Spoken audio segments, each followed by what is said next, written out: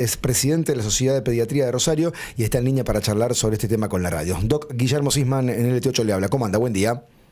Hola, ¿qué tal? ¿Cómo les va? Buenos días Guillermo, buenos días equipo. Muchas gracias, doctor. ¿Qué está pasando con los casos estos convulsa? ¿Hay un incremento cuando uno compara con otros periodos? ¿Es más o menos la media que se venía dando? ¿Menos? ¿Qué están viendo ustedes en la clínica, en el consultorio? No, se están registrando más cantidad de casos, por supuesto, es lo que aparece en los medios de comunicación es real. Uh-huh. Y esto, por supuesto que no, esto se enmarca dentro de una caída que ustedes han conocido, que es la caída en la vacunación en Argentina, ¿no es cierto? Estamos con una cobertura de vacunas menor en algunas vacunas, en algunas dosis estratégicas menor a un 50%. Uh-huh. Y digamos, sí. Tiene vínculo lineal, directo, digamos, menor vacunación, aparición de estos casos. Estamos viendo lo mismo con el sarampión. Exactamente.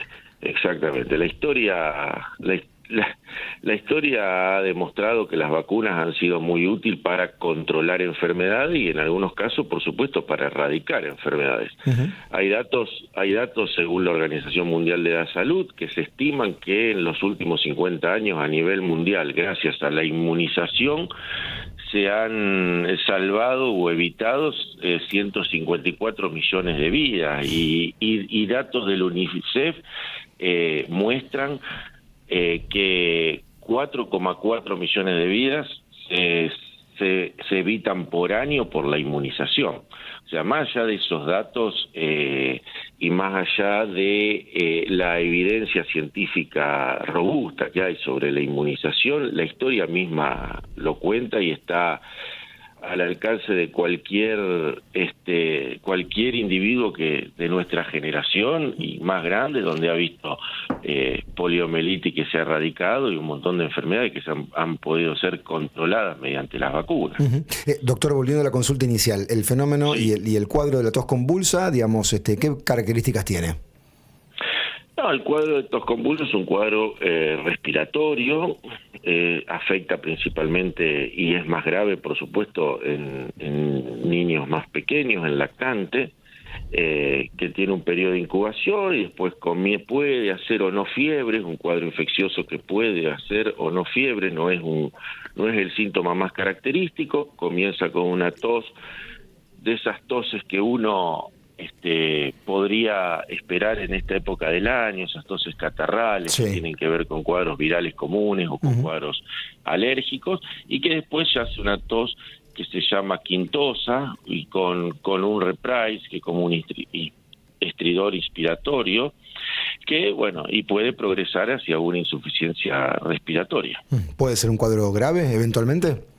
Sí, puede ser un cuadro grave. De hecho, se han registrado fallecimientos en lactantes en estos últimos tiempos por esta enfermedad. Me decía, doctor, que en algunos casos, en algunas vacunas estratégicas, en algunas etapas, están viendo niveles de adhesión del 50%. Parece increíble, digamos, en pleno siglo XXI, con el avance de la racionalidad, de la ciencia. ¿A qué atribuyen ustedes cuando consultan con los padres y ven alguna unidad familiar que no quiere vacunar a sus hijos? ¿Por dónde viene, digamos? ¿Qué influyó? ¿Fue la pandemia, la cantidad de vacunas? El otro día veíamos en el Congreso una actividad insólita donde había una persona que presuntamente tenía, imanes magnéticos que decía que era producto de las vacunas de la pandemia. ¿Qué están viendo ustedes? Que están en la trinchera todos los días tratando de que estas enfermedades no vuelvan y se encuentran con argumentos que parecen muy, muy poco sustentados. Bueno, mira, justamente lo que vos decís. Por ahí la gente atribuye esta realidad a los movimientos antivacuna y yo realmente, y lo voy a decir de una forma le quiero bajar el precio a los movimientos antivacunas, son muy pocos acá en Argentina y no creo que sean los responsables 100% de la situación que estamos viviendo. Uh-huh. Me parece a mí que la responsabilidad mayor la ha tenido de la pandemia esta parte, lo que se ha hablado, ¿no es cierto? Y creo que los actores involucrados en esa desconfianza fuimos muchos, en parte los médicos, en parte los políticos, los de turno y los oficialistas y los no oficialistas y también, por supuesto, y disculpad, incluí otros previamente y nos incluimos a nosotros, pero también los medios de comunicación sí, claro. que han puesto en tela de juicio las vacunas, que en la época del COVID, ustedes recordarán muy bien, que decían, no, yo la rusa, no, yo sí la alemana, no, yo la francesa me pongo, pero la americana no. Bueno, creo que eso generó un descreimiento e hizo esto que cualquier individuo pudiese cuestionar, ¿no es cierto?, una vacuna. Entonces después, a raíz de eso, empezaron a surgir esa pseudo evidencia científica o esa evidencia científica lábil que no es realmente, no siguió los procesos de una evidencia científica real, y la gente empezó a cuestionar todas las vacunas a raíz de esto, pero se vio un incremento muy grande de la pandemia esta parte, sí, como vos lo mencionabas. Qué impresionante. Y en el consultorio, ¿ustedes buscan persuadir a la familia cuando se encuentran con la negativa, el rechazo, o es difícil de entrar en ese terreno sin querer violar la autonomía familiar? Mira, la verdad que tuve la suerte de no tener demasiados, en lo personal, estas situaciones particulares. Por supuesto que la comunidad pediátrica somos muy pro vacunas, claro. Trabajamos mucho para que nuestros pacientes se vacunen, y sí, por supuesto que se aconseja muchísimo sobre ¿sabés qué pasa, Guillermo? Nuestra función, en realidad la función como médico, yo siempre le explico a mis pacientes que yo puedo ayudar porque tengo los conocimientos para atravesar un proceso de enfermedad, para ayudar a que lo resuelvan, sea cual sea, de menor o mayor gravedad.